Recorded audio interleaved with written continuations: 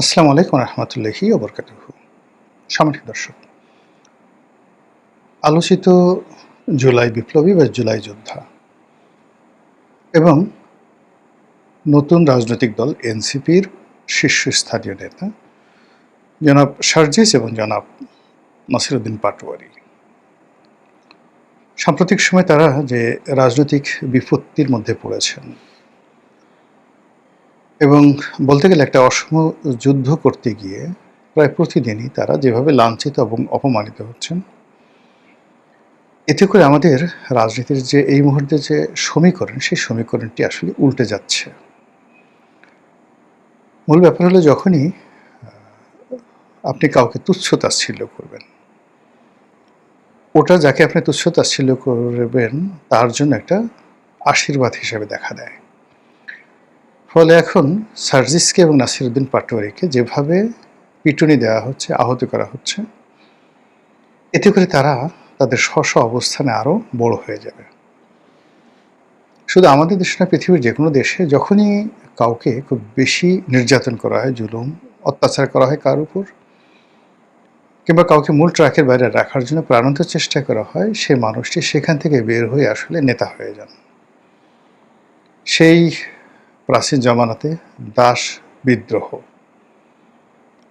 প্রথম রোমানদের মধ্যে যে দাস বিদ্রোহ হয়েছিল, সেই বিদ্রোহের নেতা যেভাবে তৈরি হয়েছিলেন, একইভাবে চে গুয়েভারা, তারপর Ellis Vladimir Lenin, Fidel Castro, আমাদের বাংলাদেশে বঙ্গবন্ধু শেখ মুজিবুর রহমান এবং ভারতে মহাত্মা গান্ধী, এই নেতাগুলো কিন্তু তুচ্ছ এবং তাচ্ছিল্য যারা করেছেন তাদেরকে তাদের মুখের উপরে একটা ঐতিহাসিক জবাব দিয়ে তারা জাতির ভাগ্য বিধাতা বনে গিয়েছেন। এখনকার দৃষ্টিতে, আজকের দৃষ্টিতে যদি আপনি দেখেন, নাসিরউদ্দিন পাটোয়ারি কিংবা সার্জিস, এই দুজনের বৈশিষ্ট্য কী? সার্জিস ছোটোখাটো একজন মানুষ, নাসিরউদ্দিন পাটোয়ারি একটু উঁচু লম্বা আছে। দুজনেই গ্রামের মধ্যবিত্ত বা নিম্ন মধ্যবিত্ত পরিবার থেকে এসেছেন। আর কর্মজীবনে এই জুলাই আগস্ট বিপ্লবের আগে তাদেরকে আমরা ওইভাবে চিনতাম না। তাদের পরিবার বা যে ধরনের বায়োগ্রাফি সামনে চলে এসেছে, সেটা আমাদের সমাজের যারা প্রান্তিক জনগোষ্ঠী তাদেরই প্রতিনিধিত্ব করে। কিন্তু আপনি যদি দেখেন যে তাদের শুরুটা যেটা হয়েছিল, সকলেরই শুরু হয়েছিল মূলত জুলাই আন্দোলনের আগে কোটা বিরোধী আন্দোলন, বৈষম্য বিরোধী আন্দোলন। এবং সেখানে নুরুল হক নুরু বা রাশেদ, এরাও কিন্তু এই সার্জিস এবং নাসিরউদ্দিন পাটোয়ারি, এদের দুজনকে যদি আপনি নিম্ন মধ্যবিত্ত পরিবার ধরেন বা যে কোনো বিচারে আপনি তাদেরকে যদি আপনি সমালোচনা করতে চান, তাহলে নুরু এবং রাশেদকে আপনি আরও বেশি সমালোচনা করতে পারবেন। এর কারণ তারা আরও প্রান্তিক পরিবেশ থেকে এসেছে। তাদের কথা, তাদের ল্যাঙ্গুয়েজ আপনি যদি পাশাপাশি বসিয়ে দেন এই চারজনকে বিতর্ক করার জন্য একটা টেবিলে যে কোনো একটা বিষয়, আপনি দেখবেন যে নাসিরউদ্দিন পাটোয়ারি এবং সার্জিস, এই দুজনই যাকে বলা হয় নুরুল হক নুরু এবং রাশেদ, এদের চাইতে ভালো করবেন, খারাপ করবেন না। যদিও রাশেদ এবং নুরু এদের নেতা ছিলেন বৈষম্যবিরোধী আন্দোলনে। কথাটা বললাম এই কারণে যে নুরু এবং রাশেদ, তাদেরকে আওয়ামী লীগ সরকার নির্যাতন করতে করতে করতে করতে এখন নুরু ক্যাবিনেট মিনিস্টার, ক্যাবিনেট না প্রতিমন্ত্রী, সে একজন মন্ত্রিপরিষদের সদস্য। রাশেদ বিএনপির মতো একটা বড় দলের মনোনয়ন পেল, আবার সেটা পাশ করতে না পারার কারণে তাকে সচিব পদমর্যাদায় প্রধানমন্ত্রীর সমস্ত রাজনৈতিক বিষয়াদি দেখার জন্য তাকে নিয়োগ দেওয়া হয়েছে। তারা দুজন দায়িত্ব পালন করছেন, কিন্তু এখনও পর্যন্ত আপনি যদি পাশাপাশি দেখেন যে তারা মন্ত্রী হয়েছেন, সচিব হয়েছেন, কিন্তু আর্ট অ্যান্ড অ্যাটিটিউডে স্টিল আজকের দিন পর্যন্ত সার্জিস এবং নাসিরউদ্দিন পাটোয়ারি সাবলীল, আরও বেশি সাবলীল। তো কাজেই তাদেরকে যদি আপনি বারবার আঘাত করেন, তারা যে আগামী দিনে একজন বড় নুরু হবে না, নুরু দ্য গ্রেট, আর ধরেন এই রাশেদ দ্য গ্রেট বা রাশেদ দা বড় ভাই, আমাদের দেশে আছে না রাফসান দা বড় ভাই, রাশেদ দা বড় ভাই, নুরু দা বড় ভাই, তারা যে হবে না তা কিন্তু বলা যাচ্ছে না। মূল ব্যাপার হলো যে সার্জিস কি করছে জানি না। সার্জিস ছোটোখাটো তার যে সে সাধারণত বাজে কোনো কথা বলে না, কিন্তু যাকে বলা হয় নাসিরুদ্দিন পাটোয়ারি সে সমালোচনা করেন, কিন্তু সে কিন্তু কোনো অশ্লীল শব্দ উচ্চারণ করছে বা ওরকম হাদি যেভাবে আজে বাজে কথাবার্তা বলতো ওই ধরনের আজে বাজে কোনো কথা আমি এখন পর্যন্ত তার মুখ দিয়ে শুনি না। কিন্তু সে টু দি পয়েন্টে যে বিষয়গুলো মেনশন করে, যে বিষয়গুলো পয়েন্ট আউট করে আর যে বিষয়গুলো জনগণের সামনে তুলে নিয়ে আসে, এগুলোর মানে যে একেবারে অসত্য, মানে এগুলো অপ্রিয়, প্রচণ্ড অপ্রিয়, অনেক ক্ষেত্রে সৌজন্যবিহীন, এগুলোর কোনো সৌজন্য নেই, আমাদের সমাজের যে প্রথা তার বিরুদ্ধ। কিন্তু সে যে কথাগুলো বলছে এগুলো যে অসত্য, এটা আমরা বুকে হাত দিয়ে বলতে পারছি না। ফলে কি হলো, যাদেরকে তিনি আঘাত করছেন নাসিরুদ্দিন পাটোয়ারি, তারা সঙ্গত কারণে কষ্ট পাচ্ছেন, গালাগালি করছেন, প্রতিশোধ নেওয়ার চেষ্টা করছেন। কিন্তু এই কথাগুলো শুনে বিএনপিরই অনেক লোক টেলিফোন করে তাকে বলছে, বেটা আরও বল, আরও বল, কী চাস, আমরা আছি তোর সঙ্গে বা তোমার সঙ্গে বা আপনার সঙ্গে, যে যার সঙ্গে তার যেমন সম্পর্ক, আরও বল, আরও বল। তারপর তার দলের যারা লোকজন তারা তো পিছন থেকে বলে, আরে বাঘের বাচ্চা, বাঘের বাচ্চা। এইভাবে নাসিরুদ্দিন পাটোয়ারি ছাড়া এই কথা কে বলতে পারবে? মানুষের চরিত্র হলে কি জানেন, মানুষ সবসময় তাফালিং পছন্দ করে, তাফালিং করতে চায়। তাফালিং মানে মাস্তানি করতে চায়, এটা ভীষণ রকম আনন্দ। আপনারা নিজেরা ছোটোকালে চিন্তা করে দেখেন, খুব ছোটোকালে আপনাদের আসলে ডাক্তার, ইঞ্জিনিয়ার, পাইলট এগুলো হওয়ার কথা আপনি এমনি ক্লাসে বলতেন, কিন্তু আপনার কি হতে ইচ্ছা করতো? আপনার একটা মাস্তান হতে ইচ্ছা করতো। আপনি দূর থেকে মাস্তান দেখতে পছন্দ করতেন। আপনার আশেপাশের যত অনিয়ম, অত্যাচার, জুলুম এগুলো আপনি আপনার মাস্তানি দ্বারা ভেঙে চুরে চুরমার করে দিতে চাইতেন। তো আপনি সুযোগ পাননি বা আপনার সে সাহস হয়নি, বা আপনাকে এই ধরনের কোনো কেউ প্রেজ করেনি। কিন্তু যারা একবার সুযোগ পেয়েছে এবং মানুষের প্রশংসা পেয়েছে, তারা এক একজনে হাজি মাস্তান হয়ে গেছেন, দাউদ ইব্রাহিম হয়ে গেছেন, ছোট শাকিল হয়ে গেছেন, আরও অনেক কিছু।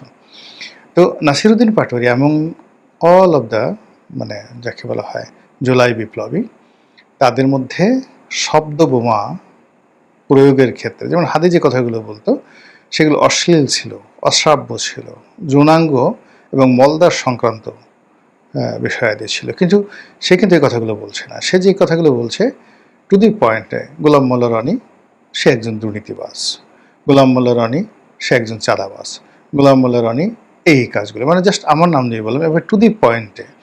তো সেক্ষেত্রে ইন পার্সন আমরা তাকে ফেস করতে পারছি না বা আমরা তাকে বলতে পারছি না, তখন আমরা তার টেংরি ভেঙে দেওয়ার চেষ্টা করছি। এরকম ঘটনাগুলো সে ঘটিয়ে যাচ্ছে এবং তার প্রেক্ষিতে এখন এই জুলাই মাসে এসে তিনি এবং তার সাথে তার সহযোগী সার্জিস, এই দুইজনকে যেভাবে বিএনপির যারা লোকজন আছে তারা টার্গেট করছেন, তাতে করে পুরো রাজনীতির যে জল এটা ঘোলা হয়ে গেছে। বিএনপি এখানে ত্রিমাত্রিক কৌশল করছে। প্রথম কৌশল হলো সার্জিসকে এবং নাসিরুদ্দিন পাটোয়ারিকে আলাদা করে দেওয়া। ২ নম্বর হলো নাসিরুদ্দিন পাটোয়ারিকে ১ নম্বর টার্গেট করে এনসিপিকে বলে দেওয়া হয়েছে যে আপনারা একে বাদ দেন, do everything without Nasiruddin Patwari. সেক্ষেত্রে আমরা আপনাদের জন্য একটা ব্যবস্থা করে দেবো। এবং রাশেদ, প্রধানমন্ত্রীর যে রাজনৈতিক সহকারী, তিনি বলেছেন যে আমরা প্রয়োজনে সহযোগিতা করব, সব জায়গাতে সহযোগিতা করব যেখানে নাসিরুদ্দিন পাটোয়ারি যাবে না। এটা এক ধরনের যাকে বলা হয় মানে এমন প্রস্তাব যে ভাই আপনি বিয়েটা করায় দেন, আপনি বসের ঘরে যেতে খুব লজ্জা পাচ্ছেন, ওটা আমি সেরে দেবো আর কি। রাজনীতিতে আসলে প্রতিপক্ষের সুবিধা নিয়ে, দয়া নিয়ে, করুণা নিয়ে কখনোই কেউ রাজনীতি করতে পারে না, সাইন করতে পারে না। রাজনীতিতে কখনো তেলবাজি করে, দালালি করে, জুতো চেটে, পা চেটে একটা সার্টেন লিমিট পর্যন্ত সাস্টেইন করা যায়, মানে থাকা যায়, কিন্তু সাস্টেইন করা যায় না, সারভাইভ করা যায় না। এটা জাস্ট লাইক চা পানি খাওয়ার মতো, কিন্তু মূল ডিশ না। রাজনীতিতে টিকতে হলে লড়াই করে সংগ্রাম করে করতে হবে। এবং নেতা হতে হলে নেতা আসলে ফকির মিসকিনের মধ্য থেকে কখনো নেতা হয় না।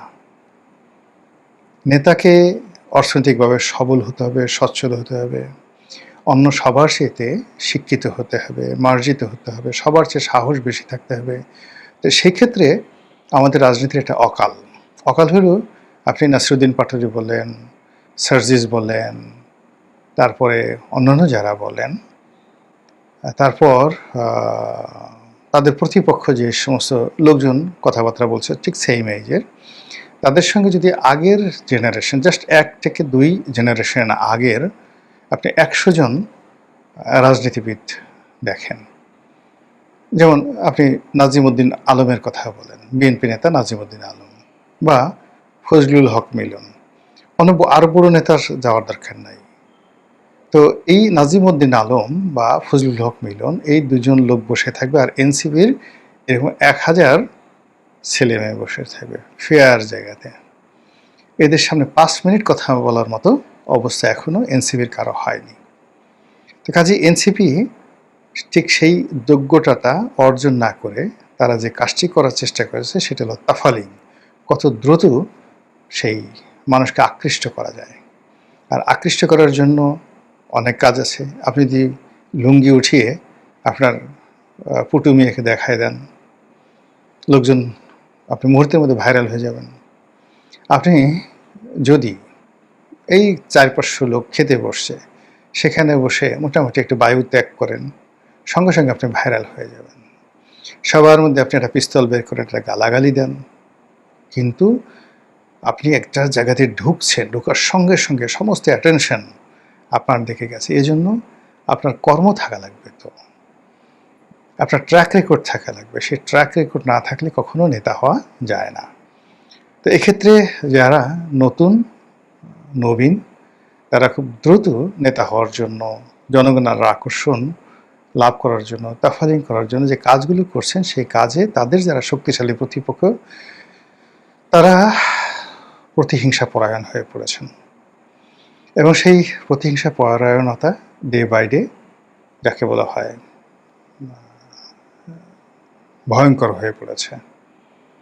যেভাবে নাসিরুদ্দিন পাটোয়ারিকে আক্রমণ করা হচ্ছে, অন দ্য লং রানে যদি নাসিরুদ্দিন পাটোয়ারিরা টিকে যান এই ধরনের জুলুম অত্যাচারের বিরুদ্ধে, তারা হয়তো নেতা হতে পারবেন, কিন্তু তাদের অন্য যে যোগ্যতাগুলো আছে, এডুকেশন, ফাইন্যান্সিয়াল স্ট্যাবিলিটি, মানুষের রেসপেক্ট গ্রহণ করার ক্ষমতা, তাদের সোশ্যাল ইনফ্লুয়েন্স, এখন আপনি নেতা হয়েছেন, কিন্তু আপনি একটা টেলিফোন করে কাউকে বললেন যে ভাই এটা ডিসি সাহেবকে, এটা সেক্রেটারিকে, এটা ডিআইজিকে এটা একটু করে দেন, সে যদি আপনার প্রতি শ্রদ্ধা পোষণ করে আপনাকে এই কাজটা করে না দেয়, আপনি জীবনে নেতা হতে পারবেন না, নেভার এভার ইন লাইফ।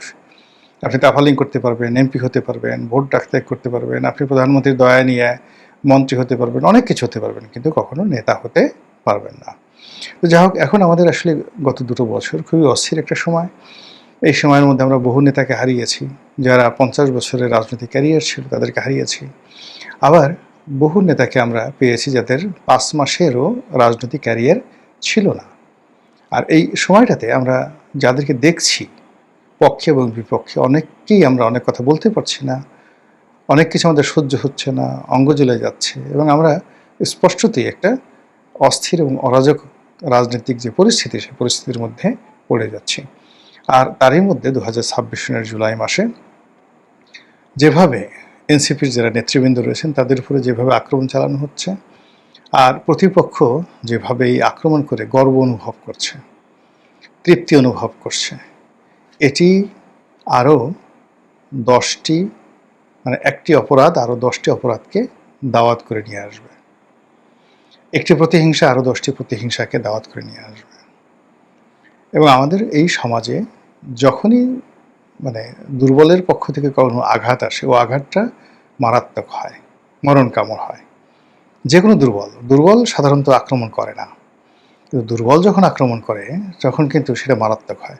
আপনি চিন্তা করুন, ভারতবর্ষের ইতিহাসে যদি আয়রন লেডি বলা হয়, সর্বকালের সবচেয়ে কঠিন, কঠোর এবং নির্মম নিষ্ঠুর কোনো রাজনৈতিক নেতা থাকেন ভারতের ইতিহাসে, তিনি ইন্দিরা গান্ধী। আচ্ছা বলেন তো, তাকে কে মেরেছিল? একজন দুর্বল মানুষ, তার বডিগার্ড, সারাক্ষণ যে মাথা নুয়ে থাকতো সে তাকে মেরেছিল। আচ্ছা, নথুরাম গডস কে ছিলেন?